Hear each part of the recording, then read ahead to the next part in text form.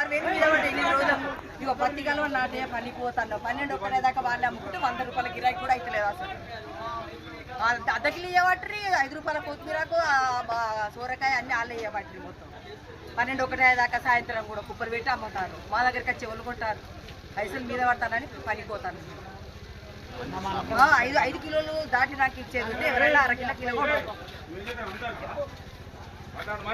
Wholesale వాళ్ళే ఇప్పుడు అరకిలో అమ్ముకుంటారు. పొద్దురు రాక మొత్తం అమ్మినాక మా దగ్గర ఎవరు కొంటారు? 10 రూపాయలు తక్కువ అంటే ఎవరైనా అటే పోతారు.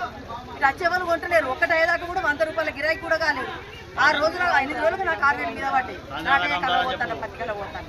జాగొట్టనే 50 రూపాయలు మూడింటికి వస్తే మళ్ళీ సాయంత్రం 8 అయ్యేదాకా 100 రూపాయలు కూడా దొరుకుతలేవు అసలు.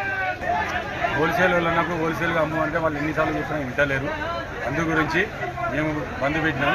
దాని గురించి మా దగ్గర కూరగాయలు బాగా మిగిలిపోయినాయి. అవి వేస్ట్ చేయొద్దని చెప్పి ప్రజలందరికీ పంచుతున్నాం.